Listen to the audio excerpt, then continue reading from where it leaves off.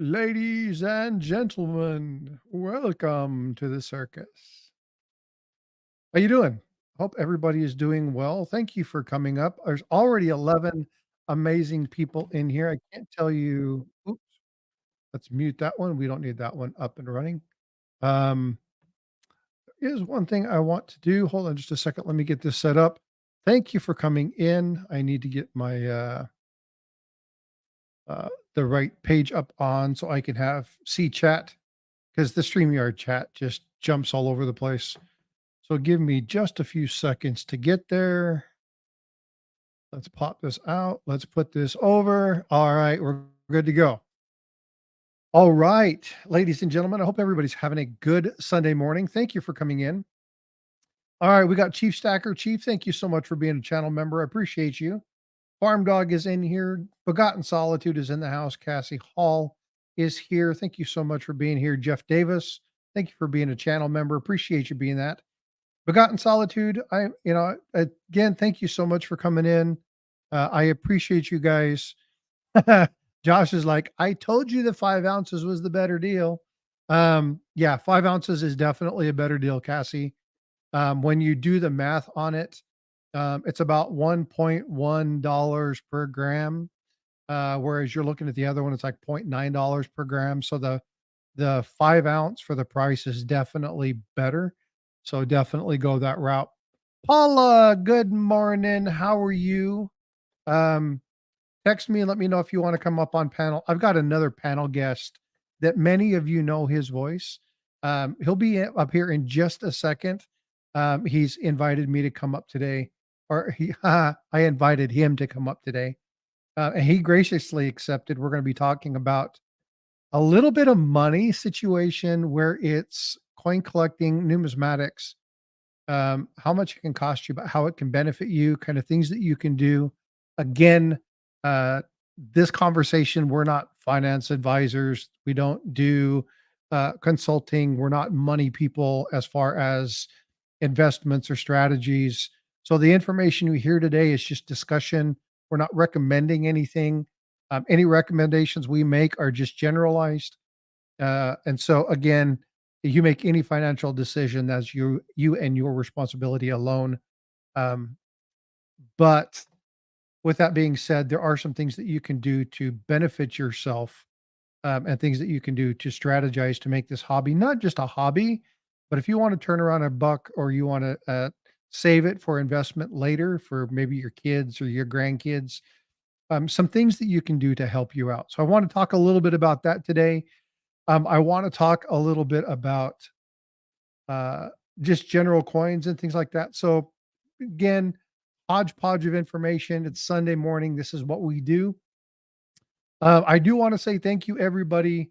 Um, Jack Gallman. Oh boy, yeah, we got some silver to give away.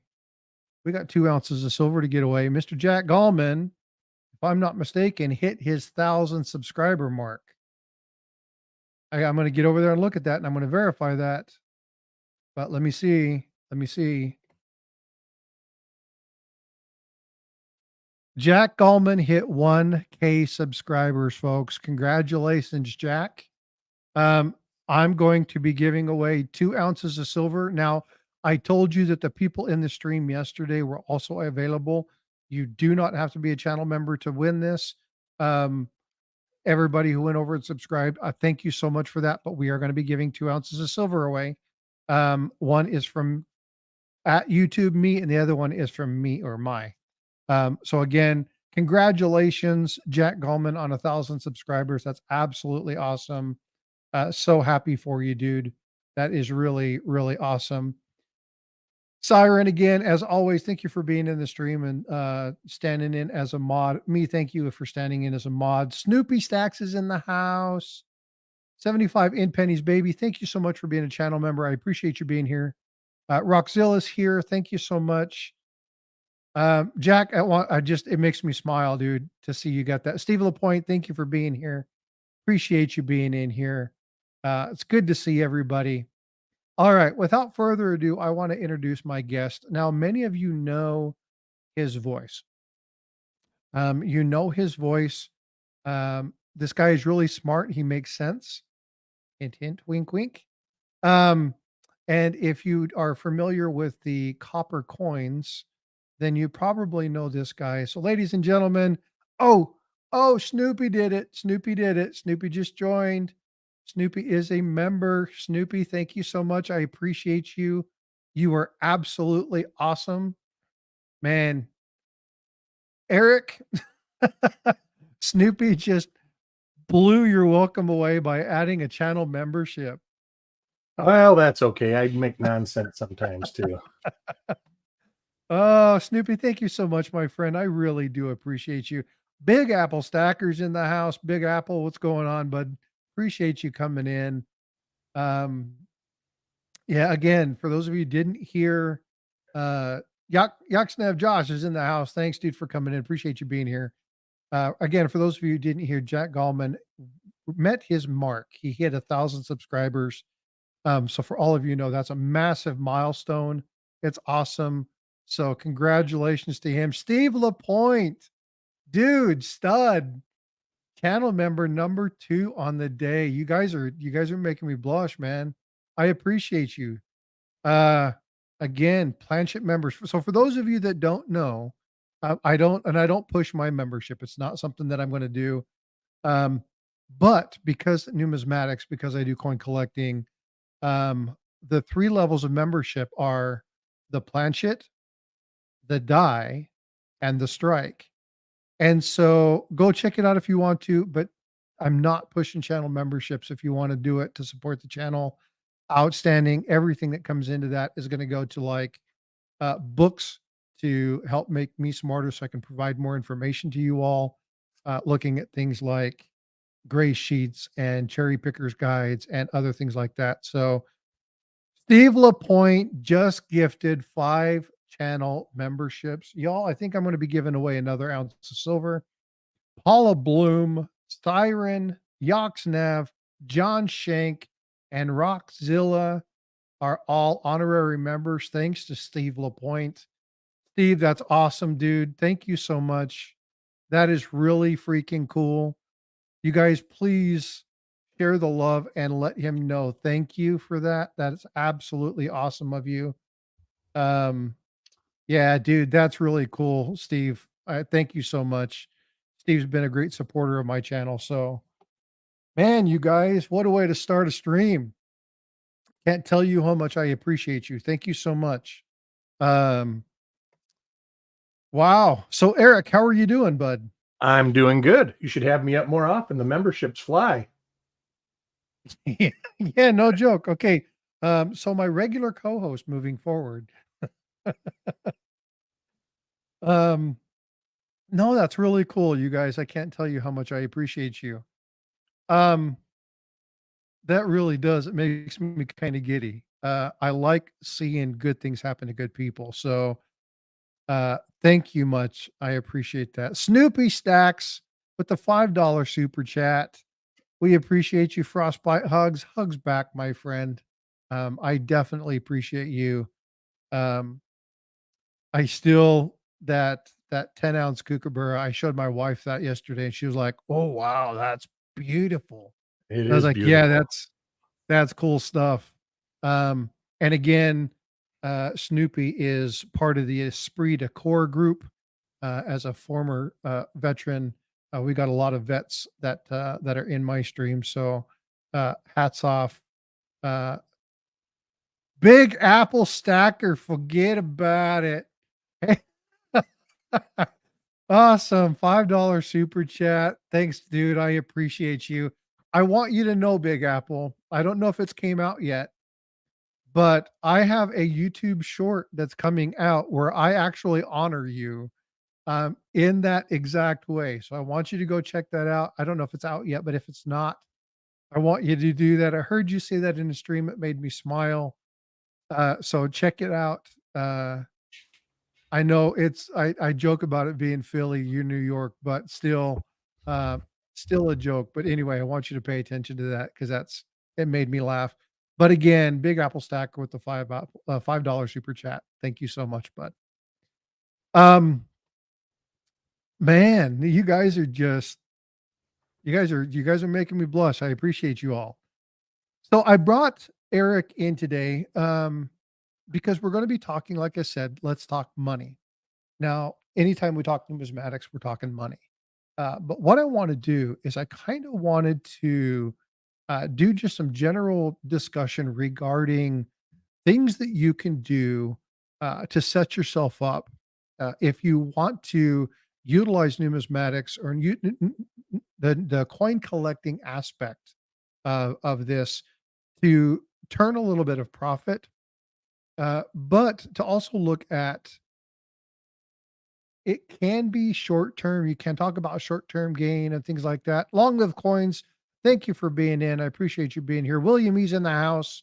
William E, thank you so much for being a channel member. Chief is in here. Thank you for being a channel member. I definitely appreciate you. Thank you so much. But because of this, Eric has been in this hobby for a while. He's done his own little. You didn't own a store, right, Eric? No storefront, no storefront. It was Okay, basically so when online presence was starting, but most of my buying was through the newspaper, classified ads. I had an ad that ran 7 days a week, 365 days for years that would buy estate collections and stuff like that.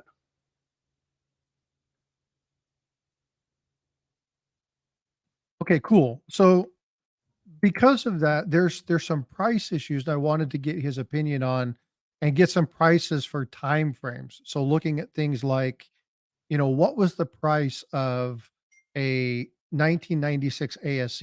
Now I know the price for that because I bought a 1996 ASE when I got out of the Navy. It was one of the first like real coin purchases that I bought. I had done some other stuff with coins kind of go before going in, but really didn't do a lot of coin collecting until then. I partnered with my granddad and had some things, but never really kind of got into it. Red Silver, thank you for being here. Appreciate you being in the stream. Passion, thank you for coming in. I appreciate you being here. Um, but anyway, so what I want to do is I want to kind of talk about rate of return, and I want to talk about both an annualized rate of return, and I want to talk about um, the the overarching the entire period rate of return, and kind of talk about uh, numismatics not only as a hobby but as a, and I don't want to say investment opportunity, but it is an investment opportunity, but it's a way to hedge yourself against things like inflation, or another way to diversify your portfolio. Okay. So we're still going to talk about the fun collecting aspect of it. But again, I want to talk about this. So I brought Eric up. So what I'm going to do is I'm going to share my screen real quick and I'm going to show you, it's a rate of return calculator, and you can find this. I'll put the link in the description really quick. All right, so that's in chat. So if you go to Coin News, their one of their tools is a rate calculator, and this is something that it's free to use. It doesn't cost you anything. But what I wanted to do is when you look at purchasing a coin or doing things like that, you're spending money, or you're utilizing, or savings. A lot of people utilize this as a savings type. But looking at how the rate of return on a coin actually acts as kind of an investment hedge. Okay. Now, I don't want to get too deep into it. I don't want to really dig into the financial piece of it, but I want you guys to understand that the investments that you make matter. Okay. The money that you spend now really does matter. Investing in a coin, and we're talking about, you hear me all this time, don't clean your coins. Don't do that because you destroy the value. But don't overspend unless it's something that you absolutely have to have. Because there are some times where you overspend and you just will never be able to recuperate the money. So I'm going to go through and I'm going to show you some positives, and then I'm going to show you a couple negatives. So the first one I want to do is I want to have Eric talk to you about a purchase or some purchases that he used to make regarding silver dimes. So, Eric, can you talk a little bit about what you and I had kind of Yeah, pre-discussed? back in well, let's just say 2000. I can't give a date because it was actually a period of time. You would get uncirculated rolls of dimes for $30 to $35. Circulated, I want to say I was paying 18-ish for them at the time. And then, of course, in 2005, 2006, I don't have the date right off the top of my head. Silver was going at over $50 an ounce. So you're talking almost a 2000% increase in value. I want to say 1700% maybe.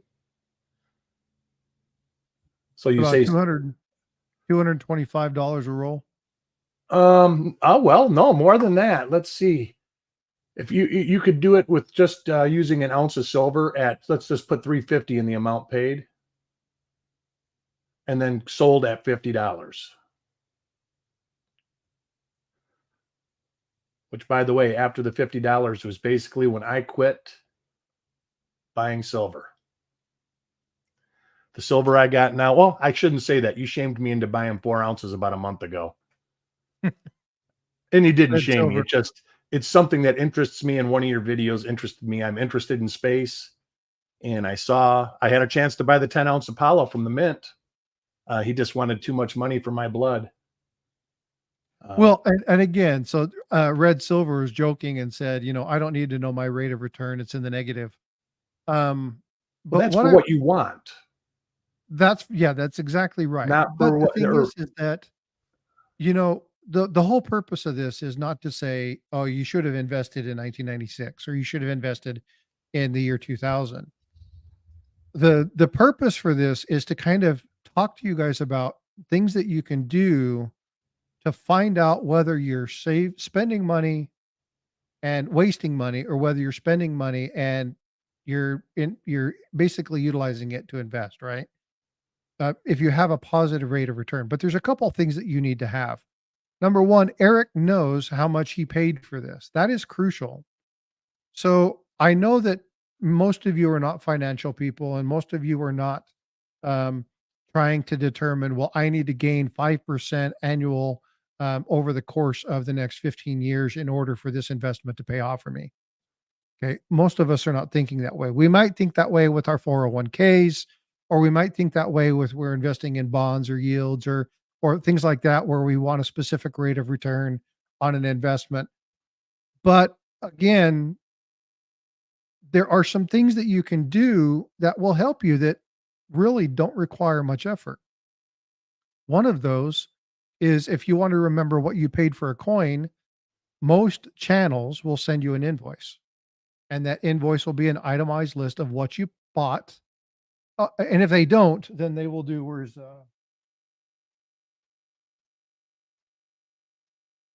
Frosty, $13. It was gifted by John Shank. Now I know this was the 50% offset cent that John Shank listed for me, but it was $13. So when I look at that particular coin, I'm not going to put this, the coin's not going to stay in this particular wrapper. But if I have a journal or I have something that indicates that when I purchased a coin, then it's what the coin was, non-cent, 50% off cent, or $13, right? And what happens is when you go to sell those items, so let's say you run into a situation where you have to sell off some of your collection or sell off some of your stack, you know what you spent for it, right? And sometimes, circumstances stand where you end up losing money on something you sell because you just have to have the money right now. But I'm not talking about emergency selling. I'm talking about trying to turn a profit or trying to find out the amount of money that you're gifting somebody down the road, right? What is your net gain? What is your net loss? If you're doing this as a business, you had better be doing this because you need to know your profits versus your losses, right? You can write off your losses where you can't. You just need to be able to document that. Now, Eric, you told me when you were doing this as a business, you had a really good system for doing this. I kept everything with everything. I mean, If I bought bank wrapped rolls, I would write notes on the rolls. Uh, how much I paid, how much, what if there was anything in there. Like you buy 100 rolls, there's a lot of people that'll buy 100 bank wrapped rolls of scents, and they'll open all 100 of them, and they came from the same batch. I'm not one of those people. I'll open two, and then I might put a note on it that this has RPM whatever in it, or this has double dye whatever in it, and I don't open them after that, because I am looking for one. I'm not looking for 500 examples, if that makes sense. Yeah. But I used to, and I'm guilty. I don't keep very good notes on what I buy now, because I've got a coin dealer that basically I buy everything, and it's basically almost face value every time I buy it. So I've got a pretty good representation. And I think, like I say, I don't think he wants to write a receipt either. I think he's just trading money and making $5. So, Well, and that goes to a conversation that I've had with Coin Crew. Now I know Coin Crew isn't here, but talking about volumes, when you're dealing with a rate of return like 3% or 5%, if you're dealing in volume, like you're dealing with mass quantities, it's about turnover, right? right. It's it it's not about the income stream, it's about making a small profit, but turning over constant coins. And most of this stuff is just common stuff, basically change. There's uncirculated rolls of 50s, 60s, 70s, 80s, 90s, 2000, all pennies, nickels, dime. He sells me dimes. But basically, he buys it for a convenience to his customer. He's got all he will ever need in his life of this stuff. So he just buys it as a convenience. So they're not going to 10 different places. And then he just sells it to me after. So, but before that, I actually was telling you about two 1946 D rolls that I bought in 2004 that were still in the bubble mailer, still with the receipt, uh, from the same person as this one. I can remember it off the hand. I bought a 1945P, 1945D off of Wayne Herndon in 1999, two BU rolls. With shipping, they were $14.50.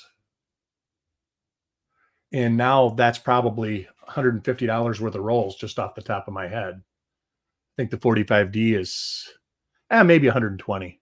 One of them's like $65. The other one I think is in the 50s. Oh, wow. But I know that because I still had the receipt. Right. Just Well, and that's it. It really is important to have. And I hadn't been very good at it. This is something that I've started to do recently, um, because looking at it, I'm like, I don't know what all I have. I mean, one, from an inventory standpoint, it's good to know what you have so you're not purchasing multiples of something and they're like, oh, I already have this. So if you're on a tight budget, knowing what you have, like keeping a good log of what you have is just a good practice. Not one that everybody has to do. And a lot of people don't care.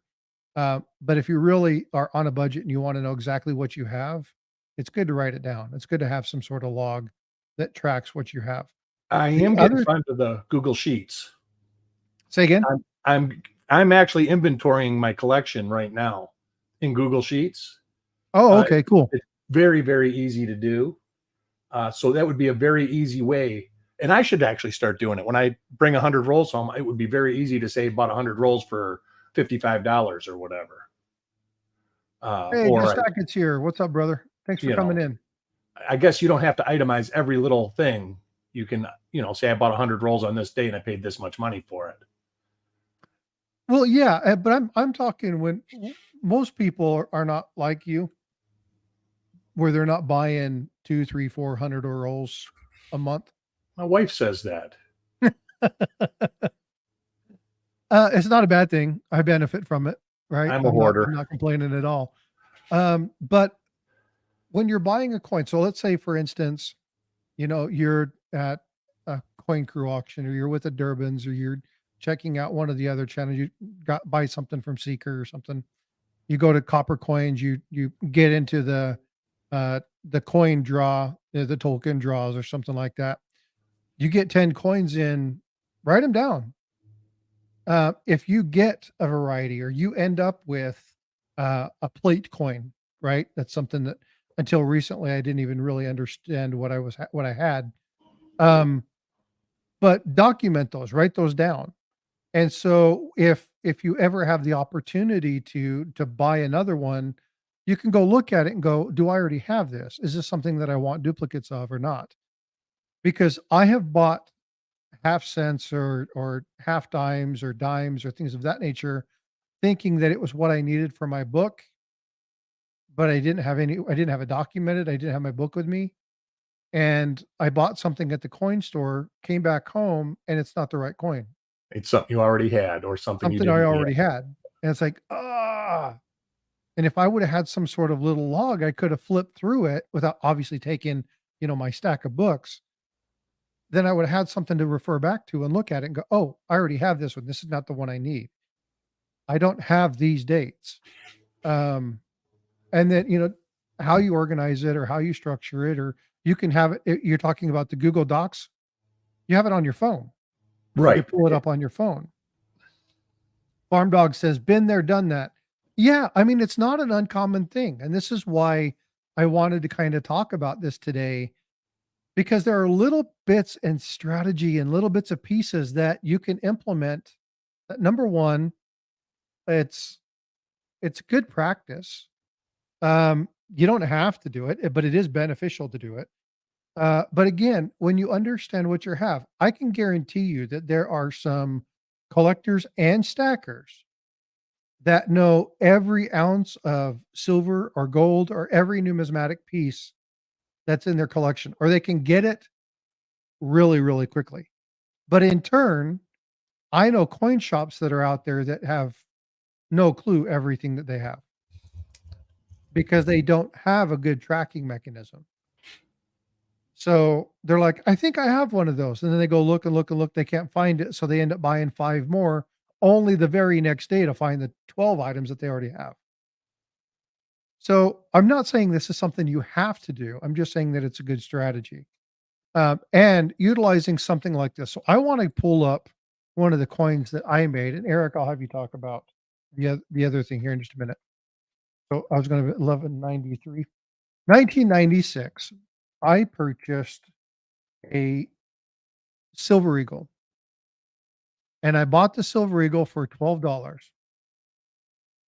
And I bought it again. I bought the 1996 in that time frame because I got out of the military, and I wanted to commemorate my retirement of my service or getting out.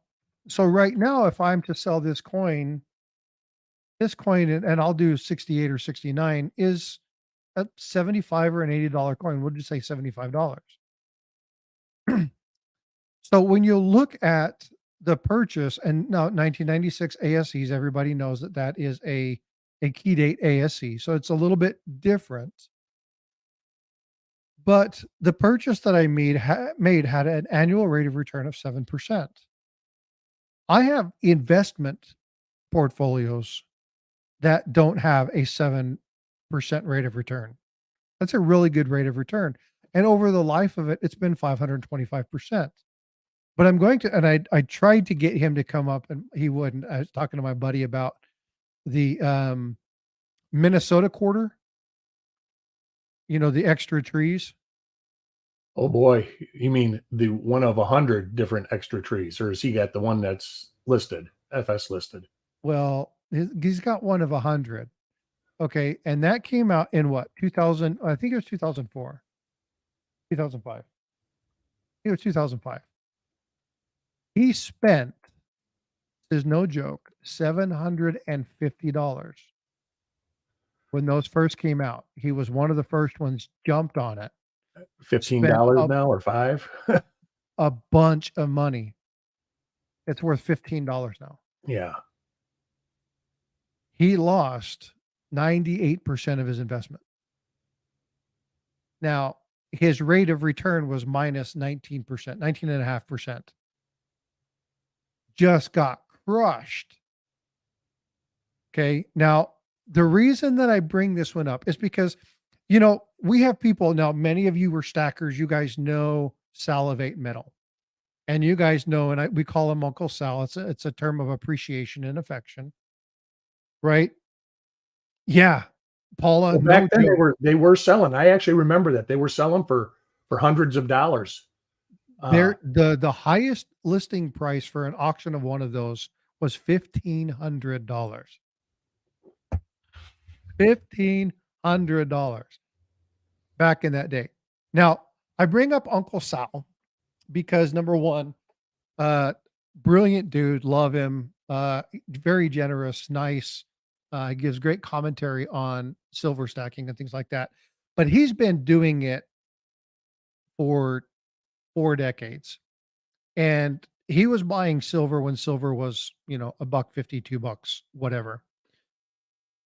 I don't like people comparing what we're doing now to what he did and regretting not having invested years and years and years ago. Okay. And he will even tell you, stay away from FOMO, fear of missing out. Okay. I don't show you this to go, oh man, I should have bought one of those. Look at what I lost. That's not the purpose for this. The purpose for this is threefold. Number one, don't do FOMO. I talked about this yesterday. Don't do FOMO. Fear of missing out is a real thing. And people buy stuff in a frenzy. Okay. And Paula, extra V. Okay. That's exactly where I was going with this. Extra V. Okay. I Extra know it's V's, the new thing. Say what? extra V's. There's more than one die with that on it, and they're There. all over the place. They're in different places. What was and what caused it? Yeah, your guess is as good as mine. Right. So we Nobody still seems to don't know. know. No. We still don't know.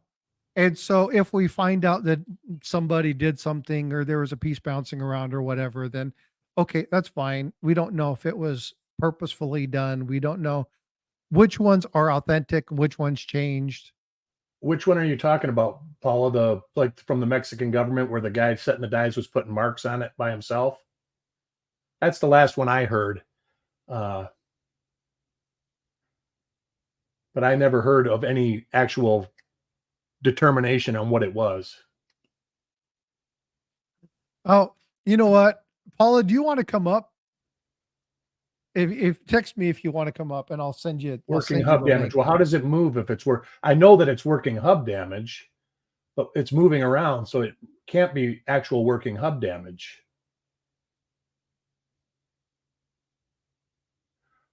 And as far as I know, like the one you find a bunch of, they've all got markers that make them all match.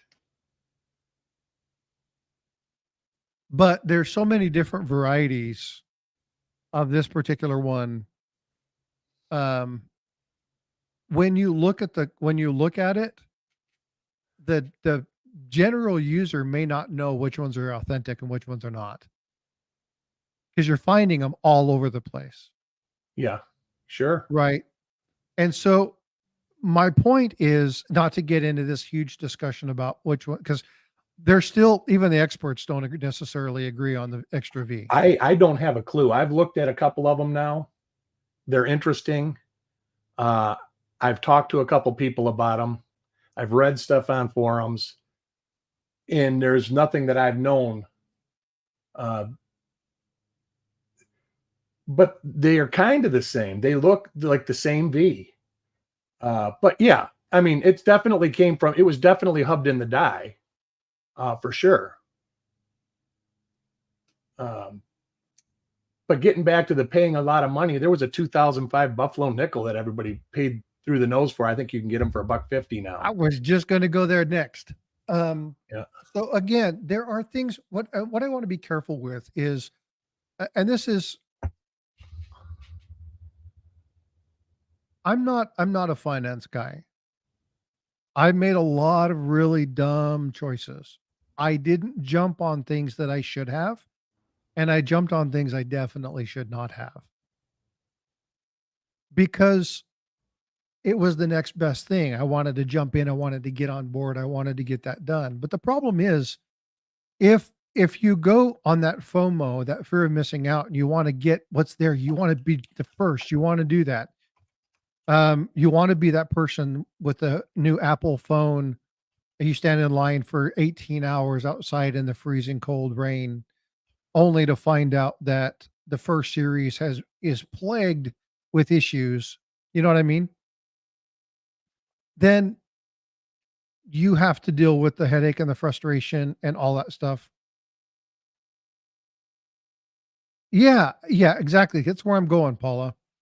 Uh, but again, sometimes not taking the risk, like buying the 1996. In 1996, a Silver Eagle was considered a bad investment. They didn't think they were going anywhere. They didn't think that, 20 years ago, people looked at silver because we're talking at silver during this time frame, um, dropping down to, you know, maybe 550 an ounce during this time frame.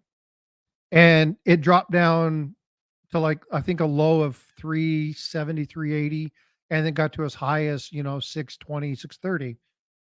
But it wasn't considered a good investment. It wasn't considered something that you should put your money into. And in fact, between 1994 and 1998, which is kind of like the lowest range of mints within the Silver Eagles, they didn't think they were going to do very well, and they weren't minting very many of them. And the precipice, which was the peak of the low point. I'm trying to think of what's the very bottom called. It's not the precipice. It's the other. I can't think of the name. Um, when you look at the investment, they didn't think it was a good investment. There were a lot of people that were talking about buy this, buy this, buy this, and then they just didn't look like they were going anywhere. But you look at the rate of return on the 1996, and it was 500 some odd percent. So sometimes it's good to buy, sometimes it's not. But again, like Paula said earlier, education is key. So having tools at your disposal, being able to have those things at your disposal and have experts at your disposal are really important. Now, this is why I brought Eric up on panel. This is why I bring Paula up on panel. This is why I deal with Coin Crew and them all the time. This is why I connect myself with brilliant people. This is why Farm Dog and uh, holy cow, what's his name? I just went blank. Paul Paul Hampton. They're always sending me little tidbits of information. Said, "Hey, great video, but you missed this one piece. It wasn't this guy. It was this guy, or it was this component. It was this component." The key about doing this is absolutely old bell. It's hard to predict the future, but if you put plans in place and you put things in place and you educate yourself, you'll make less dumb choices. Doesn't mean you won't make mistakes, but you'll make less dumb choices. And that's kind of what I wanted to get at. Now, I don't want to belabor that anymore. I want to get back into Eric talking about his stuff and what he used to do, and you know the sense. I actually even want him to talk a little bit about copper coins. Um, but what I wanted to do is I just wanted to provide this to you for a minute because number one, it's free. Number two, it's something that you can utilize at your disposal. But I want you guys to take time, and if you're going to collect or you're going to turn it over, you're going to flip it, or you're in it for the long haul, save your receipts, save your itemized deductions. Uh, not even if it's not for you, okay? Even if it's not for you, do it because when you give, like, let's say you're going to give this to your grandkids or you're going to will this to your kids, you got a really nice collection and you want to do that. This will give them an idea of the value then of what was paid for it. They'll know there's a certain value associated with those particular items. It'll give them a place to start when they're trying to do this. Now, doesn't mean that they're going to know what the exact value is, but they'll at least know where to start. And if they take these to a reputable coin dealer. I say if, and they don't just take them back to the bank and drop them off. It it'll prevent a lot of those bank drops because people are like, "Oh my God, he paid $25 for this quarter. Maybe I need to look into this." Right? And you can save your kids or your grandkids some headache down the road. So it's a good thing to do. It's good to inventory what you have. I'm not asking you guys to be obsessive compulsive and catalog every ounce or everything that you do, but be smart about it, right? Document some so people understand. And Eric, you were saying it before, right? Um, It's okay to pay more than it's worth. If you really, yeah, really, really, really want something, but don't pay $750 for a $15 coin. Uh, yeah, and but at the don't, time, that was probably the going rate, and he really, really, really, really, really wanted it. but he'll never, ever, ever recoup that money. That's right, but it's something that he wanted, so he should just embrace it as that. Well, Uh, and yeah, and he does, and he's like, learning experience check. He's like, I'm going to give it 6 months. What's up, Kevin? Good. Thank you for being here. Appreciate you being in the stream. Um, he's like, what I'll do now is like with the proof coins, the 2023. He's like, I'll wait till 1,000 of them are graded and the price starts to fluctuate and do whatever, and then I will go ahead and um, I'll pay a little bit more for it then. Um,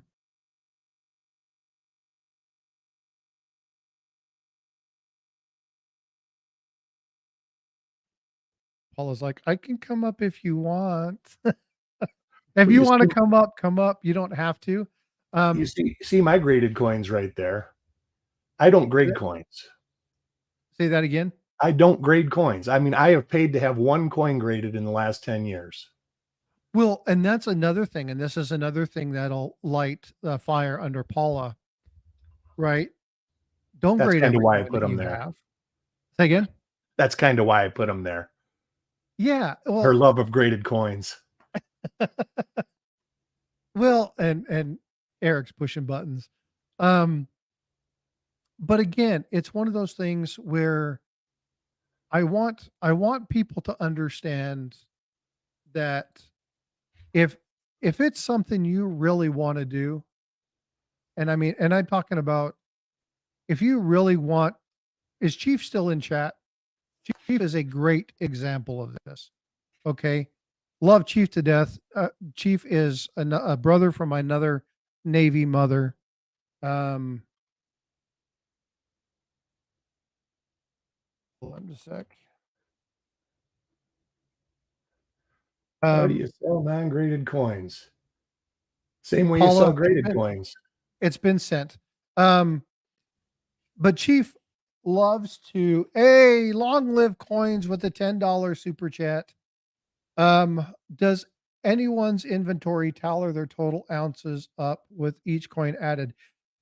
So I can answer that for a couple people because I know that there are people, and I'll use Pistol Packing Pilot as an example.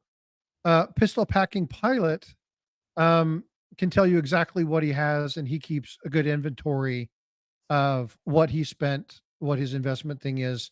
Um, they were joking in one of the Premier Train videos uh, in the chat where, all right, me, have a good day. Appreciate you coming in, brother. And again, thank you for being a mod and a channel member. I appreciate you a ton, brother. Have a great day. Tell everything hi for me.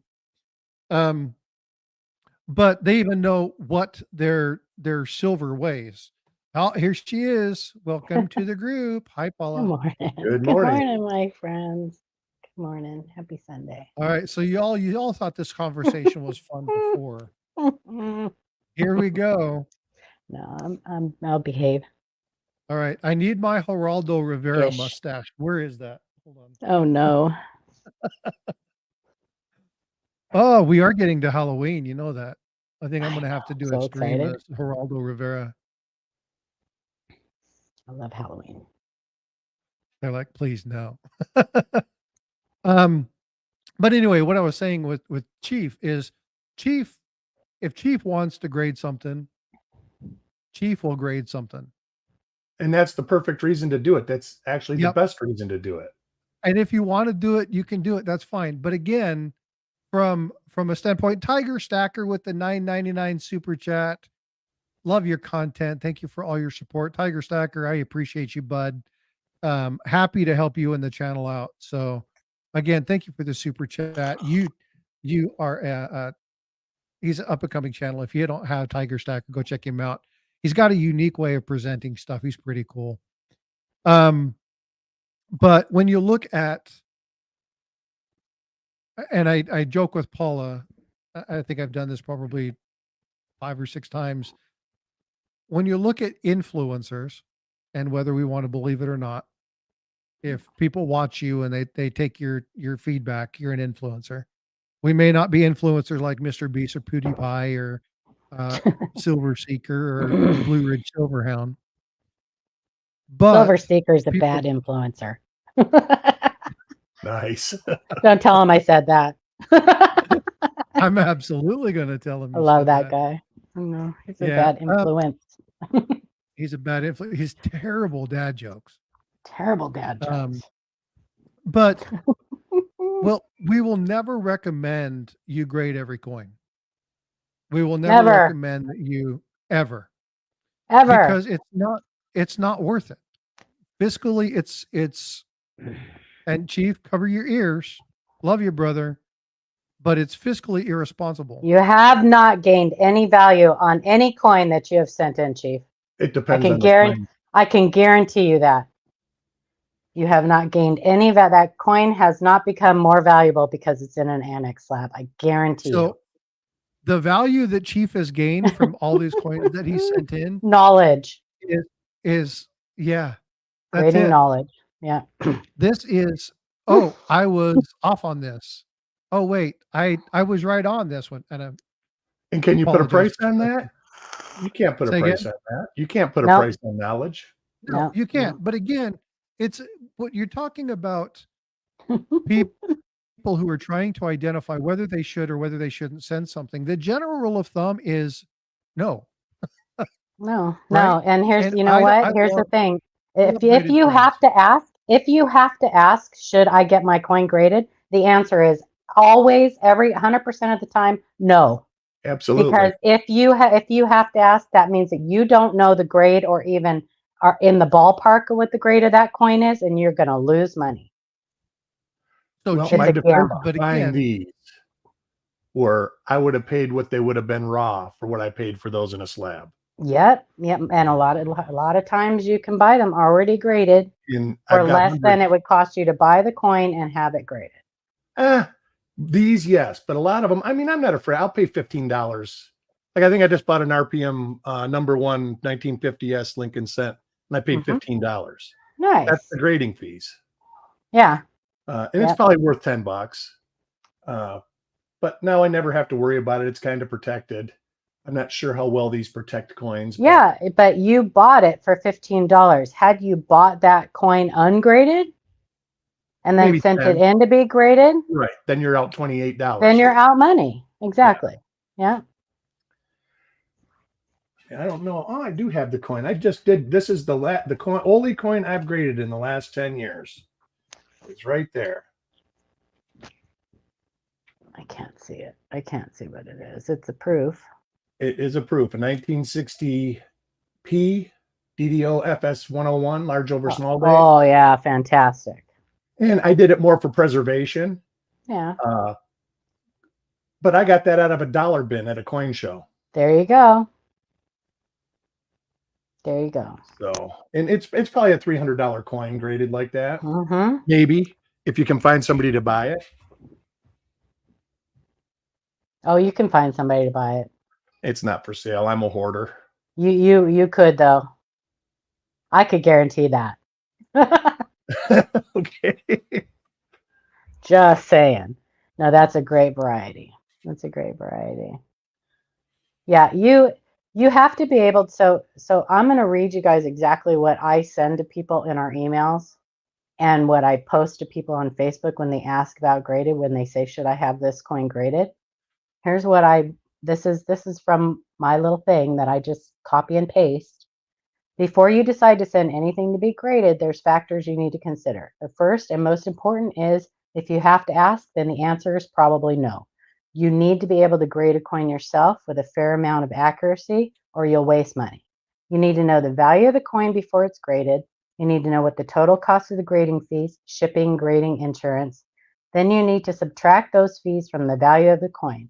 Most of the time, it does not pay to have a coin graded. Nice, pretty, or shiny does not make a coin valuable. Most coins are high mintage coins and only worth grading in very high grades. That's just perfect. my blanket statement. I just clip that and I send that to people who say, should I have this coin graded? 99% of the time. Now, if there's a valuable error or variety, then my perspective changes completely. But those are few and far between. That's true. That's Those true. are few and far between. I find varieties every single day. I probably spend 80 hours a week working with variety coins. That's the only one that I've actually found that I actually wanted graded. Everything else is raw. The best thing is that there's so many people coming in. The best thing about grading like errors and varieties, and Annex is a perfect place because they are great they will attribute most things that PCGS and NGC won't, but they're very accurate. And I don't care. I'll stand up for Annex all day long. But the greatest thing is that there's new people coming into this hobby all the time, and they want to own errors and varieties, and having them slabbed, they don't have to worry, or buying them already graded, they don't have to worry about if it is what the seller says it is. Because 99.999% of the time, it's accurately, attributed on the slab. I wouldn't go 99.9, but 99.9. Right. Yeah, you're right. When they start getting into the class 6 double die reverses and stuff like that, it gets sketchy. But it gets sketchy because if you knew how much time they spend on a coin, it's got to be sketchy because there's literally hundreds and hundreds of class 6 double dies that aren't listed. So when they say, well, it's DDR number 2, and you look and how did they come to that conclusion? Well, they all make mistakes. Sure. All of them make mistakes. That's what makes me learn the most is when I do make a mistake. It's funny because you can send the exact same error coin to all 3 TPGs, and all 3 will label it as something different. Absolutely. It's a crack up. But yeah. So anyway, everybody knows my opinion on grading. Very few coins are worth having graded. You're just, what you're doing is you're pulling your own profit out of that potential sale in the long run. Now, yes, you're grading it for your own collection, but we all know that we don't die with our collections. Eventually, somebody else will own that. That's true. God, I feel sorry for my kids. We're just caretakers of these coins, we are. Well, and that's the thing. My kids are going to kill me. I preach all the time. Keep a record of what you have and what it's worth for your family. I have done none of that, but my kids are really lucky because they know people that they can go to for help. So, I have very trusted friends that my kids can go to and ask questions and find out the true value of stuff. And sure. So anyway. Love you, Chief. Take care. Have a good day, brother. Bye, Chief. Chief, I got to go. You picking on me too much. No, we're not picking on you, Chief. Look, that's you. No, he you do it. So he does it for the absolute right reason. He wants to do it. He does it. And he does it, and he probably learns from every single coin that he has graded. He sends them in to Annex, which is one of the, besides ICG, probably the cheapest to send them into. PCI, I guess, I don't know, but probably the cheapest to send them into. And he doesn't send worthless coins in. Right. Sure. So he do send worthless coins in. Yeah. Know the design of the coin. Know the high spots. Know the low spots. You have to know more than this coin is shiny. Shiny purdy. Yeah, you have to Because know that's not a grade. that if there's a scuff on the cheek, if there's a scuff on the shoulder, if it's not struck well on the steps, if it's not struck well on the O, there's a lot of, because a lot of those places correspond obverse to reverse to the high spots and the low spots. Yeah. And they don't realize that they dump these coins in a bag. And what's the first thing to get hit? The high spot. Yep. They look at the coin and they say, this is just beautiful. They flip the coin over. It's not struck well because the low spot is not struck because the high spot took all the force from the strike. And there's a lot more that goes into it too. I mean, you got to know what the end value of that coin is going to be. Absolutely. And that's what I And say when you I just say the have common to. stuff. Yeah. You're searching for 69s and 70s. The wheats, you're searching for 67s and up. Yeah. And old and shiny and purdy doesn't make a coin valuable. So that's right. You have to do your research. And I'll tell you, I buy slabs from Wizard Coin Supply. I buy just these little slabs. And if I have a coin that is special to me, I just put it in one of those little slabs. So you do slab coins, see? But I don't have them graded. I don't pay. It's so much cheaper. It's like $1. Right. For the slab. So if if that concerns you, if it's just because you want to have the coin protected, I'll tell you that those slabs from the TPGs are not airtight or watertight. I just use the non-mylar flips. You can use those too. I use those too. I don't use anything with staples ever. Yep. You get easy access, keeps the coins reasonably preserved. As long as you're not storing them in a swamp, you're okay.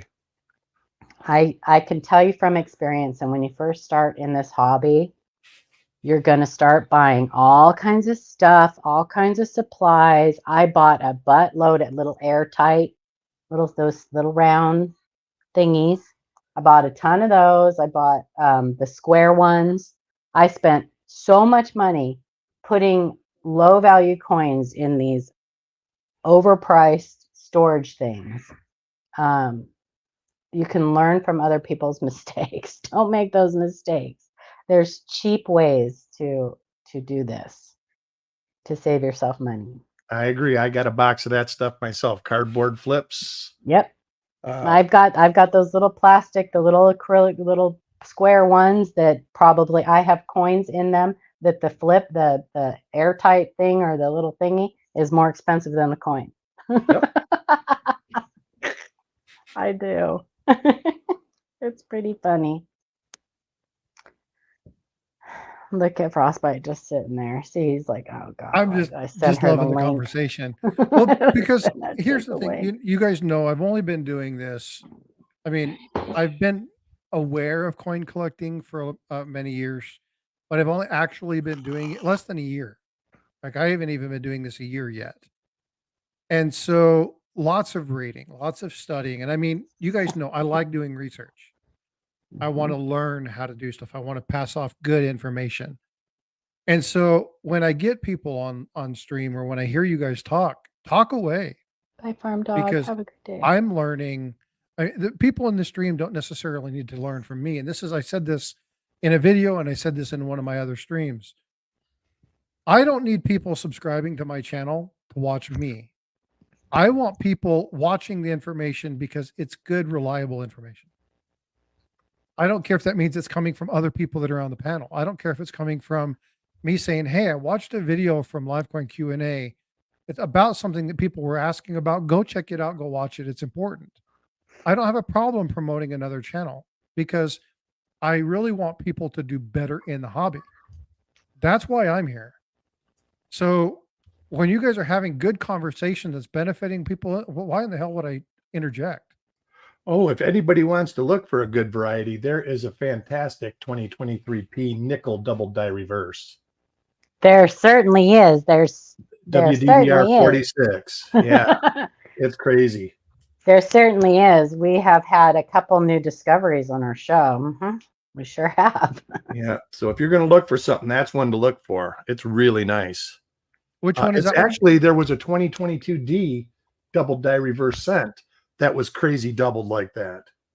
On the reverse. Yep, on the reverse. There's a couple of them now. Yeah, there's a couple of them now. But that's one I just became aware of, so I figured I'd mention that because people like to look for stuff, of course. Yes. Yeah, I think that they're both class 6s. Oh, no, the one that I'm talking about is class 2. Which one are you talking about? On the It's WDDR 46. It's listed on the nickel. Yep. On the nickel? On the cent too. Here, I can double check that. Okay. I think I got that. Well, let's clear something up though. Wexler and Wiles oftentimes disagree on what class they are. Everybody does. And Chuck. Yeah. The 2022 D that I'm looking at is Chuck's got it listed as a class 2 plus 6. Class 2 and 6. Okay. Yeah. And it's nice. And there's a 2015 2015P that is actually very similar to the 2022. But that you're a West Coaster, so that would be good for you to look for. He did, Jack. Yeah, I know. We never get anything good. Never, except that I don't look at shield sense. Yeah, they're hard to hold. So there, I just don't. They hurt my eyes, and I just don't. I don't know. And I know they're really nice, and they're really nice to look at and everything, but I'm kind of with Bill Fiva when he says picking the fly poop out of the pepper. Mm-hmm. Oh, I agree. I do it out of necessity, not out of joy. Exactly. And I don't have a necessity because I don't sell anything. So, and you do it myself. Yeah, you do like roll reveals and stuff, right? Yeah. My goal is to get everything listed so everybody can find it themselves. Yeah. And my goal is to teach people how to find them so they can get them listed themselves. There you go. That's my goal. Ultimately, that's it. I want every listing. I'm a big RPM collector.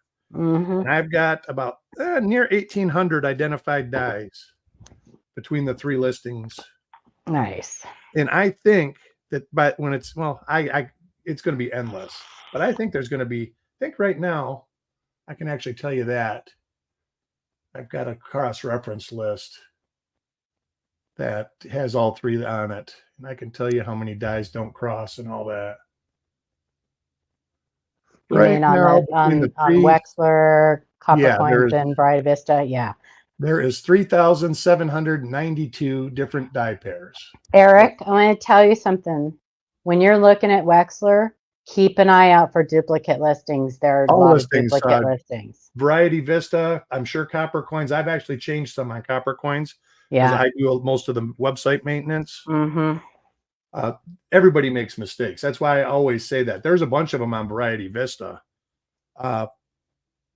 But, I understand because a lot of them are what Brian Allen would call bluegills. Very minor and so close that I guess I get why he did it. I think he knows that they're duplicates. He just doesn't want to change it. Yeah, and a lot of times they'll just say they're TMTL. So yeah, too minor to list, which I don't agree with. I think if a collector has taken the time to look through stuff and they find something, even no matter how minor it is, and you agree that it is something, it should be listed somewhere. Here's my thing on listing. I list really minor stuff. And they should be. But there is stuff I don't list. My goal, if I can't see it with a 10x loop, and sometimes it's literally just a speck off the corner with a 10x loop, and then I hit it with a 7x loop, and I see it strong, I might list it. Okay, but 10x loop, I will list it for sure. If I can see it without a doubt with a 10x loop, I will list it. The issue is a lot of these people are magnifying that stuff 50 and 60 times. Right. So not everybody has that capability. And can you discern that when the coin becomes XF? Well, you have to be able to say with 100% certainty that it's a double die. If it Yeah. isn't, then it isn't. Nothing, no amount of magnification is going to change that. Right. If it is, here's my point. We are trying to get more people into this hobby. Sure. We need to get more people into this hobby. And the more people we get that are excited when they find something, the better it is for all of us. I totally agree. And the other thing is I've got to be able to take a picture of it. Some of the stuff is so minor that you can kind of see it, but then you can't get a good picture of it. So nobody would ever be able to identify it. So my question is it really what they think it is? Most of the Have time, they, yeah. because I am influenced at times by what people say. If they tell me that it's there, I'll go, oh, I can kind of see it. So Here's you the know what I advantage mean? I have. Yes. The advantage that I have doing the roll reveals is I'll get 7 examples of the same You die. get the same thing, right? So I know for sure I can find markers, not just on one coin, because one coin can have a marker and it not be on another coin that's the same die pair. It can just be some random piece of debris or a piece of copper or something. You know what I'm saying? It could have a scratch that you're mistaking for a marker. But when you have 7 examples, you can start finding stuff that you know is on every one of those coins. Mm-hmm. So that influences me a lot too. And if you see it, though, I mean, first of all, we don't go in. You don't go in that close. Like you go in at a magnification that is what most people would look at it at. Pretty close. It might be like 6x, 7x. Yeah, and that's what most people are looking at it at because 90% of people now have microscopes, and they probably shouldn't because they don't even know how to use a loupe, but whatever. I get pictures that are so big and so blurry that you can't tell. Come And on, so ultimately, I everybody. usually say, send me the coin. You have to be able to see it in person. Yeah. Well, that's why none of the Chuck, Dr. Wiles, Wexler, none of those, Brian, will attribute a coin and put it as a listing from photographs. They all have to see the coin in person. Right. Absolutely right. Because photographs can be Very deceiving. Yeah. Yes. Well, that's why I say one person's, especially the endotype type scopes, which is what most people use. Mm-hmm. They can make a die scratch look like it's raised by the lighting. Exactly. So, and that's a die scratch would be raised. Even in my reveals, I always say, I think this is something, but I'm going to have to look at it under photographic light because the light I use to search the rolls is different than the light I use to photograph the rolls. And on Shield Sense and stuff, shiny, pretty coins, a lot of times, even if you have a little area of die deterioration, so you get a little metal spillover, that can look like a double die. Oh, there's a lot under magnification. 52, 53, 54. A lot of them have the 4-man double dies. Frostbite's looking. I'm just going to take a nap. Sorry, Frostbite. Sorry, you guys in chat. I know. Wait, listen. We get this is passion for the hobby right now. This is what you're witnessing. I actually was looking at some images that Snoopy sent me of a really cool coin. So I figured instead of me looking at the screen like this, I would just remove my image. So with your eyebrows like all scrunched. She sent me a beautiful picture of an 1871 seated dollar. Okay. Looks like it's probably XF to AU details because it looks like it's had an old cleaning, but I would need to see a little bit better image of it. I don't grade ever. I don't ever give anybody a grade from photographs or anything. Oh no, I understand.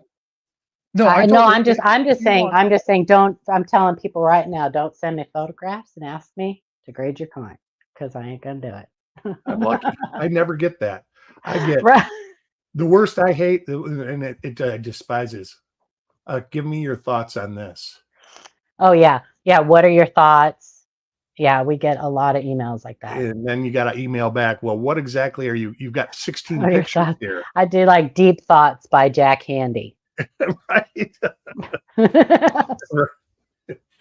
Well, I'm that's sorry, the way. you younger people in chat probably have no clue what I just talked about. Saturday Night Live.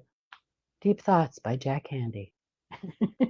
Well, but I think an important thing is, and I think everybody knows, I'm not a coin grader. I I don't do a very good job after about MS61, MS62. I'm not. I don't know what I'm looking for. So I can say, well, from what the text says, Hey, it looks Ray. like it could be. But if you want a good grade, you take it to a coin shop. Take it to a reliable jewelry store, right? Somebody can look at it and see stuff or Well, whatnot. I wouldn't. I'm not Well, jewelry jewelry stores for store, testing not so silver. much. Sorry, jewelry store for testing silver. Yeah, not for grading. Yeah, not for grading. For testing And some silver. coin shops are not great at grading either. They'll send your No, coin but for you. yeah, I not You want to know the grade of your coin? Look at a lot of graded coins. That's the and best yeah, way to learn how to grade. Go into a coin shop or go to coin shows. Go on. Even you can even go on eBay or whatever and look at. But it's better to look at them in person. You want to learn how to grade. That's the best way. Look at a lot of graded coins and test yourself. Know this about graded coins. If you knew the amount of time they actually spent with your coin, you would be shocked and feel ripped off. Yeah, I know a few graders, but and I'm not going to get into I that. don't have a problem with. I think that they do a pretty darn good job. They do, because ultimately human nature, you can say your first thought or your first impression, it's usually right. Mm-hmm. And it goes with coin grading too, minus a couple things. And when you're grading something like a silver eagle out of a monster box, they haven't been shaken around. Right. They've been, so you can count on the high spots not being worn and stuff like that. Where when you're grading a Morgan, they I know they spend more time with regular coins. Yeah. Than they I do. wouldn't start with 69 and 70 coins. I wouldn't start there. Right. Because I can't see, most people can't see why didn't this get a 70? I don't know. They were having a bad day. And you know what? Ultimately, I can tell you verbatim from some guy that I know that was a grader at PCGS, flat out told me that coin grades differed if it was raining, if his wife yelled at him before he went to work. And he said other people got great grades because, he had a great day before work and he had a great day, all They're through work. human. They are human. That's exactly right. You're influenced by your emotions. Yeah. So they're human, but they do. I think that they do a lot of job than I could. So they do. They do. That's why they get paid. It's a tough job. That's what I'm saying. If you knew how many coins they're expected to look at, my eyeball, I'd go blind. I couldn't. I mean, and I look at a lot of coins. I look at thousands of coins every week. Yeah. And I couldn't look at the amount of coins they're expected to look at. Well, and just like what I just said, if you want to learn to grade, look at a lot of graded coins. Those people look at, and typically from my understanding, they're put in like a section of like, okay, you're going to do modern coins. You're going to do right. You're going to do ASDs. You're going to do you're right. Yeah. And so it's repetitive. They just look at the same. So their eyes automatically see little changes and little flaws. And yep. And it goes to the thing, like the one guy I know said, he says, your first impression, he says, and you're usually right because they're checked by 2 or 3 people, but they literally spend seconds. And I'll tell you guys right now, because this is a little bit, and I'm not gonna, I've heard my good friends say this. So this isn't against anybody in particular. It's just a thing that I hear sometimes, and we actually get emails in the email about this. They do not switch your coins out. Never. You send in a coin, you get the coin you sent in. There have been mistakes where they put things in the wrong slabs, they put the wrong thing on the label, stuff like that. but they're not out there looking to switch out your 2023 Morgan dollar. They ain't. They're not I gonna don't do believe they it. do that. They make enough money grading They, coins. you send in a batch. That batch is graded as a batch. Those That is coins stay absolutely correct. together. Those coins stay together. They come in together. They get graded. They get sent out together. So Yeah, I can actually show an example of that if you want. Yeah, see that's something I'm glad Paula brought this up. That is something that I hear periodically in different streams, and it's very important to understand if you're capitalizing it on a mistake or there, and I won't name names, but there are a lot of conspiracy theorists regarding yeah, what happens when you send something off and what their ideas are and what they're they have a bunch of coins sitting around just waiting to be like they have a whole bunch of MS-65 coins that are just sitting there and they find a better one that comes across, they're going to send you the 65 and they're going to keep yours. That doesn't happen. So I'm glad you never brought that up because doesn't happen. All right. number one, they don't have time to do that. Number two, if that were ever to come out, it would totally destroy Here's anything. a submission that Chuck made. Oop. Are you still? Oh, all right. Your video. Personally. And oh yeah, they're nice, but there's a number 6776655-14. This was Yeah. the 14th coin in that submission. Mm-hmm. And if you look at the coin underneath it, that's the 15th coin in that submission. Yep. And then there's 16. That's the 16th coin in that submission. We all want second coin. Oops, but it's still. We all want to believe our coin. We all want to believe our coins are special. All of us. We all want to believe they're mint state 70 coins. Yeah, but Josh, that's not true. Conspiracy theories. So here's the thing about conspiracy theories, especially when you're talking about government. Some do. Some do. Dan Bongino's do. Okay, but here's the thing. I'm just kidding. There is an iota of truth in every conspiracy theory. A good conspiracy has iotas of truth all through it. Most lies have iotas of truth. But there's just enough information to lead you to an explanation that somebody wants to lead you to. And it's deception. That's all that kind of stuff goes to is now. I'm not saying that people hide stuff and that there's not that kind of stuff, but when we're talking about numismatics, right? We're not talking about government conspiracy and Area 51 or the base to be unnamed, whatever you want to call that area that's out there that is marked everywhere. That's not what I'm talking about. I'm talking about sending a coin into a company who has a reputation at stake. You're not going to do that. Now, mistakes happen and people will take those mistakes and they will run with them and they will say, well, I can show you an example. Well, of course you can. I can show you of an example in a stream where I called a trickle, a thrime, a prime, right? I can show you plenty of cases where I've misspoke or said something or shown something that it's right, but it wasn't correct. That thrickle. Listen, you guys. Nobody in the government, in the U.S. Mint, nobody has ever. The thrickle is something Big T coins made up. It's not an official term. It's not an official term. I always said they were 3-cent pieces. Yes. They're just 3-cent coins. That's all. They're called 3-cent nickel. They're called nickels because they have nickel in them. You will know that my was it nomenclature? Is that how you say it? Nomenclature. And nomenclature, whatever, is not good. I use a lot of layman's terms. Thrickle. Or a trickle, as Frostbite likes to say. A trickle. A trickle. That's something you see a doctor for. That was If a you have a mistake, by the if you way. have a trickle, you I'm need to never go gonna to hear the the end of that. doctor. I'm never going to hear the end of that. One Never. little mistake.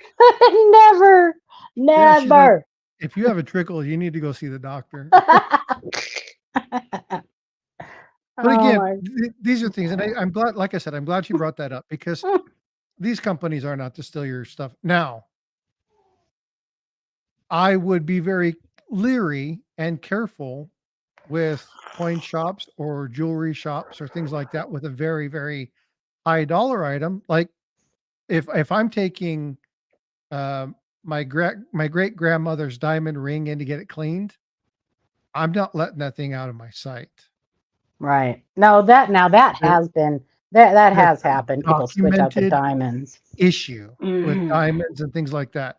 We're talking about sending it to a reputable company who stakes their name on providing a service for grading coins. They're not going to risk their reputation at it. Yeah. The jewelry store that I go to, they bring their cleaning stuff out to they have a table out in the center of the floor room and they bring their stuff out, connect it, and then they do their cleaning in front of you. So there are certain things where you're not going to don't ever let an extremely expensive piece of jewelry or gemstones or things like that out of your sight. Don't let them have it overnight. There are certain things you don't want to do. Or your But we're talking newborn about children. Don't ever let your newborn children out of your sight because they swap those out all the time. swap. I Yeah. know because I'm sure that I was swapped out. I'm sure My I was. sister was. I'm sure I was. I was My switched at sister birth. was. My sister was adopted. Um, Sorry. yeah, but again, now here's the thing. At a coin shop, right? If you tell them it's like, look, I'm really leery about this, then have them sit down with you. It's not a big deal, right? Testing. If you say, hey, I want you to test that before I take it, if they get offended, I don't understand. I would just want to validate the validity of what you're selling me. Most coin shops will no problem. Yeah, because they want to be a good reputation. They want Mhm. to hold up their end of the deal. If you're doing something and somebody refuses to test or whatnot, that's a red flag, right? If you Right. want something tested before you buy an ounce of silver or 5 ounces of silver or a half gram of gold or whatever, it doesn't matter what it is. So there are smart practices. But again, folks, we're talking about PCGS. We're talking about NGC. We're not talking about PCGOLMXYV, this no-name third-party source that just has been open 2 weeks. Hey, Yeah. I got a great right. You found this in a Mad Magazine advertisement, Right. Well, here's what I think is right? more It's a little likely to different happen. there. What I think is more likely to happen, much more likely to happen than you getting your coins swapped out. Say you send in a bulk submission or you send in 20 Morgan and Peace dollars, right? And you have them all on your sheet numbered. You take pictures of them as that numbered coin. What's more likely to happen is that they didn't follow your order on that. So you have this Morgan dollar as coin number 1. They graded it as coin number 3. So your list doesn't match up and your photos don't match up with which one that they sent you back. Yeah. Yeah. It's still your coin. It's still one of the coins that you sent in, but it doesn't match up with the numbering that you have on the sheet. That's what I think is it happened in the case that I'm talking about. It's much more likely to happen than them swapping out a coin Yeah, and because there's documented, they're and just not there's a doing lot of that. YouTube. You check YouTube, and you can see it's like, man, YouTube screwed or the PCGS screwed up again. They graded Sea this, monkey. or they didn't. The one that gets me is people who don't understand what NGC or PCGS will grade as an error or variety, Right. and then they complain when they get it back in and it's not listed that they changed their coin or that and it's like, well, they don't classify those. Right. It's They very have clear that specific lists. PCGS doesn't classify Right. that variety. Why are you complaining about this? And they haven't cross-referenced it to check. You know, NGC also has its variety plus listings besides the cherry pickers varieties. But they both have lists. They have on their sites what they will attribute and what they will put on there. So yeah, they don't do every single one. Annex will grade a toenail. Annex will do any of them. ICG will do any of them. ICG will do. You're getting into second tier group, but I there's still grade. and then Segs, Larry Briggs Segs is still open. Yeah, Segs is still open. And they will grade it. They will attribute anything too. And actually their attribution is very accurate because Larry Briggs knows a lot about errors and varieties. Right. So, but there's no premium value in those coins. A lot of people will send their coin to ICG because they're more apt to let a slider go through. Something with questionable toning or something like that on it. Right.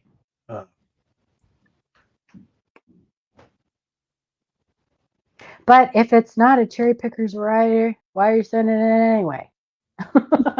That's true. If it's not an Overton, if it's not a Newcomb, if it's not a cherry pickers variety, you know, just saying. No, I agree. And it's not, and listen, it's not because I don't think they're cool, because there are a lot of varieties out there that I think should be cherry pickers varieties. 1970 S, the large date RPM 001. I think that should be a cherry pickers variety. Yeah, 50D also. Yeah, but it's not. But you're never here. If they put them all in there, the book would be 25,000 pages long, and they could never sell it because it wouldn't fit in a box. Well, they've gone the other extreme on this new cherry pickers guide. I've heard that they got spitting eagles and all sorts of stuff. Oh, what a crock of crap! Yeah. Spitting eagles? Yeah, I like the spitting eagles. We got ripped off. It's the eagle that had brain damage. He's drooling from the edge. It's a little die clash. It's a literally. I think it's actually the head. It's Washington's head. Right off. Yes, I think it's his little neck. I think it's his neck. I think, but it's whatever it is. It's a little die clash. It's on every single date. You can find it on every single date. Basically, almost every date. You're right. Yeah, just like the Franklins, the Bugs Bunny, the Bugs Bunnies or whatever. Yeah. Yeah. The spitting horse on that's a crack, but it's still not cherry pickers guide worthy. Yeah. I mean, that's kind of what I like the Strike It Rich books, because they try to put one thing from every year in there. And I actually understand that because it gives people something to look for in the late model stuff. I'm a fan of Strike It Rich, but I am a little bit biased. I am too. I think it's the better publication out of the two. Now, I can tell you, when the cherry pickers first came out, I know that they had a rule. You had to be able to visibly see it with a 7X loop. If you needed anything stronger than that, it wasn't even worthy at all. Yep. And now they got a 5 on the cheek that you got to rotate the coin and look at it with the anyway. Right. Craziness. A little hubbed in debris. Not a 5. But they put it in there anyway. It's okay. But they are trying to generate collectors who they are, and it's hard to find, and you know, there's not very many examples, but really, how much interest is there out there for it? I don't see a lot. People in chat are probably like, what are you talking about? What 5? 5 on what? What are you talking about, Paula? Yeah, see? 66 SMS Roosevelt dime with 5 on the cheek. Oh no, I'm very familiar with the SMS sets. Yeah. Accented hair. That's okay. The accented hair, that's a good one. I mean, I like the accented hair. I got a couple of them. The accented hair is a good one. There's a few on there that are good. You know, I mean, there's a few new ones. I think we got ripped off by them just doing up to the quarters, and they didn't even do all the quarters. So they're going to have 3 volumes now? Gonna have another volume. Yeah, the next one will be, I think the next one's going, now don't quote me because I don't know, because they do have cherry pickers varieties listed on the quarters on the back of this new one, but no pictures. So I don't know if those are going to be included in the next one, but I think it's going to be all the way up to dollars. Huh. And yeah, but there's going to be one more volume, maybe. I don't know. I don't know how Belfiva's doing right now. He was not doing so good. That's what I had heard too. Yeah, not doing so good. But I'm sure Larry Briggs will keep it going, and maybe Ken Potter will get back involved in it. I don't know, but Ken's been a little feisty lately. I think he's getting I back love into it. Yeah. I love it. He's feeling better. I'm so happy. I like it when he's feisty. I don't have to worry about him when he's feisty. Anyway, everybody in chat's just like doing their own thing. Yeah. I haven't even looked at chat. I'm sorry, you guys. Oh, Totally. people are just chit chatting. It's okay. This is the one reason I don't instigate the games in my stream is because people like to just generally chit chat. Okay. And right now they're just jacking, talking, jacking their jaws type stuff. So it's cool. But you know what I'm going to do real quick? I'm going to go ahead and Do your start wrapping thing. this up. Yeah. Okay. All right, So you guys. Hey, I'm gonna say goodbye. Eric, great talking to you. Yeah, you Frostbite, have a great day. always. Love you guys in chat. Have a blessed Thanks, Paula. Sunday. Okay. Bye. See you later. All right, everybody. Again, for those of you who weren't here at the very, very beginning, Jack Allman finally hit his milestone, his 1,000 subscribers. So please enter in hashtag congrats, Jack. We're going to give away 2 ounces of silver. Now, I'm going to be BH Customs with the $2.99 super sticker. Thank you so much, BH Customs, for that. I appreciate that. Thank you so much, brother. Again, you guys have been extremely generous. This has been extremely fun today. Eric, thank you so much for coming up and hanging out with me today and joining the chit chat. Anytime you want to talk varieties or something, just let me know. Yeah, I'd like to have you up a little bit more frequently. Do more numismatic stuff, talk about errors and varieties. One thing that I really want to do, and I've seen some of the conversation with chat, but you had a couple people send me text messages during the stream, and that is try to do some sessions. So I'm going to try and get some people who really understand grading. So I'd actually like to get Chuck and see if Chuck would be willing to do that. But I'd get a couple people who I know that are really good with coin grading and bring them up and have them kind of go over, like a Lincoln cent. What do you look for? What would be the thing that you look for? And understand that there's a lot of varieties, but start getting people to understand. I can tell you he's good at it. Those slabs that I showed you, a Lincoln cents, were ones that he had graded, and I think he sent 100 coins in, and I can tell you how many he got back not graded because they're still in the box. It was like 4 10 or 12. 4. Oh, Yeah. See, that's awesome.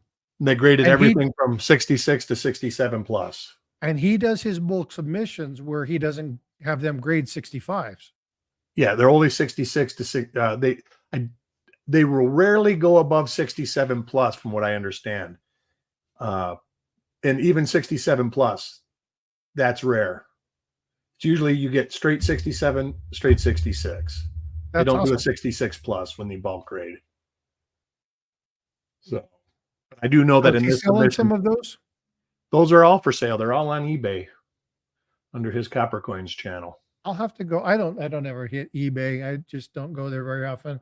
I've got I know like John Howe has a good eBay page. Blue Ridge has a good eBay page. Adam has a good eBay page, but I just don't get on eBay.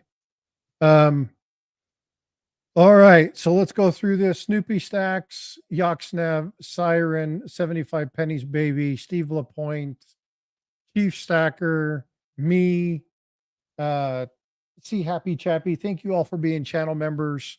I really appreciate that more than you guys really understand. I can't tell you how much I appreciate you guys and the dedication. Steve Lapointe, again, thank you for being a channel member. For the super chats today, the super chats were off the hook. You guys were just blowing stuff up. Absolutely awesome. So thank you guys so much for doing that. We have 27 people in the thing, but we have 35 watching. So please, if you're watching, make sure you do pound sign congrats Jack. That's going to be important in order for you to get in. We got just another minute or so before we go ahead and run these numbers. Just to kind of go over everything. Long Live Coins, $10 super chat. Tiger Stacker with a $10 super chat. BH Customs with a $2.99 super chat. Apple Stacker, Big Apple Stacker with a $5. Forget about it. Snoopy with the $5 super chat. Steve Lapointe earlier in the stream gifted 5 memberships. So Steve, thank you so much for doing that. And then Snoopy Stacks became a member. So you guys have been absolutely awesome. Thank you so much for today. Again, I hope you guys like this format and like this kind of information where it's generalized chit chat. We give you good information, provide you stuff that hopefully is useful and beneficial. If there are specific items that you want to hear about or know about and let me know, then please, Mr. Melt It himself with the channel troll $5 super chat. Thanks. Thanks, Kellen. Appreciate you, brother. I need you to, I'm going to have you up on stream and you're going to have to use your title as Mr. Melt It. That's his affectionate name. So, but anyway, thank you so much again for that. Now for the people that were in the stream yesterday, that are not in this list, I'm going to run a special drawing for the people from yesterday. So you do have a chance to win twice. I'm going to do this just for me, just because I want to honor yesterday. Ringmaster Ray, new channel membership. Thank you so much, Ringmaster Ray. I appreciate you very, very much. Man, you guys are blessing the socks off of me today. I can't tell you how much I appreciate you all. So I'm going to run this one and then I will run another one. Here I've got to put the names in. I'll record a wheel of names, run that, and then I'll publish it so everybody can see who was there.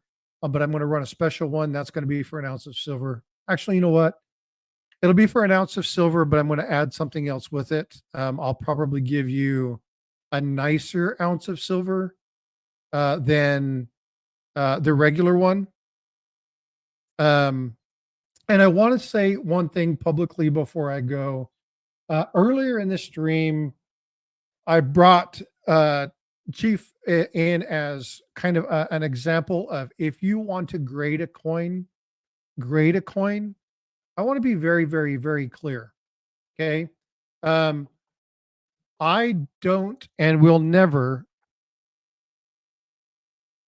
pull somebody in and use them as an example if I'm trying to degrade or belittle anyone. Okay. Chief Stacker he's his own unique character. He is an amazing guy. And in no way, shape, or form do I want anybody to think that we were railroading or belittling Chief. I actually think My point with grades for all the right reasons. Go ahead. I says, in my opinion, he's grading. No, go ahead and continue because you're he grades for all the right reasons. He wants to. He's grading coins from what I understand. He gets the grades that he sends in. So he's doing things right. He's not just grading on a whim because he gets a coin and wants to grade it or no one,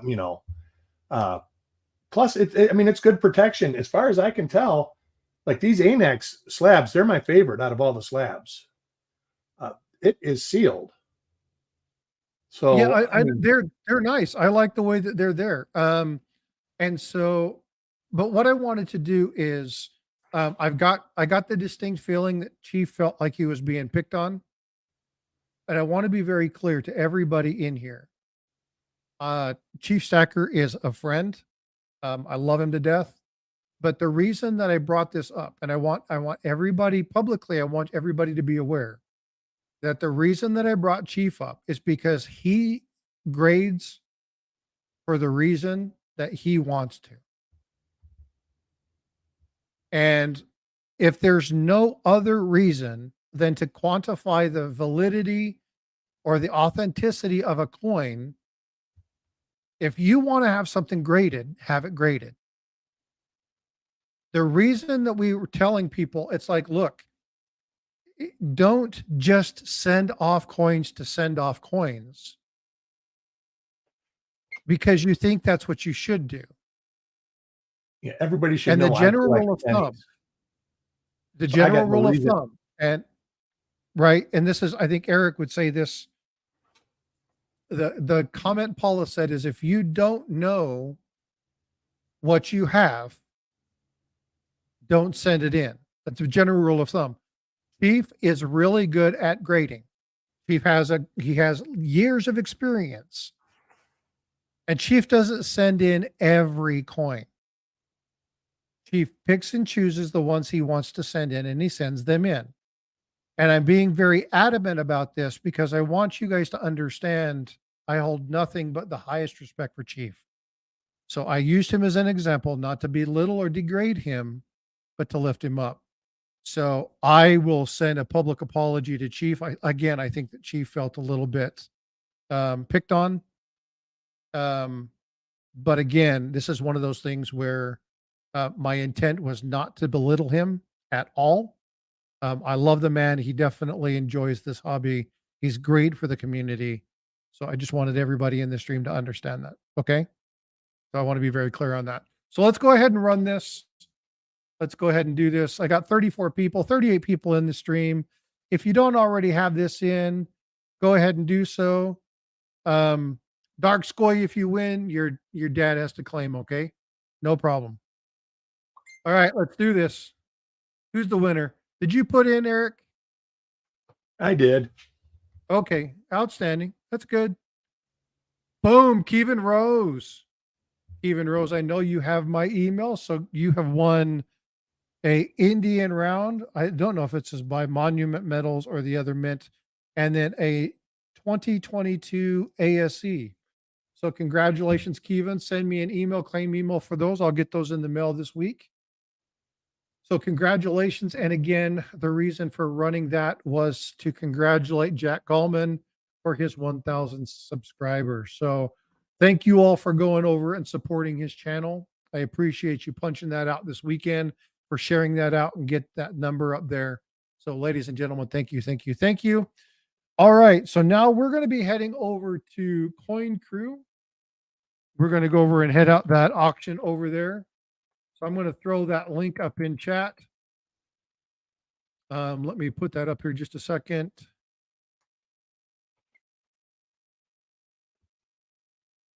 All right, here is the URL for the live stream for Coin Crew.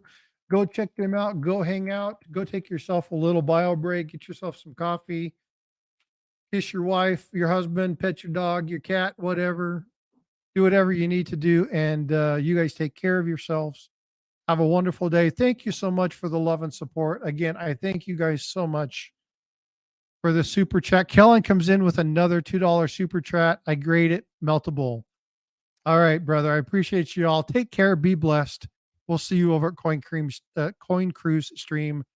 And again, Eric, thank you so much for hanging on. Thanks for having me. Have a great day. We'll talk to you all later.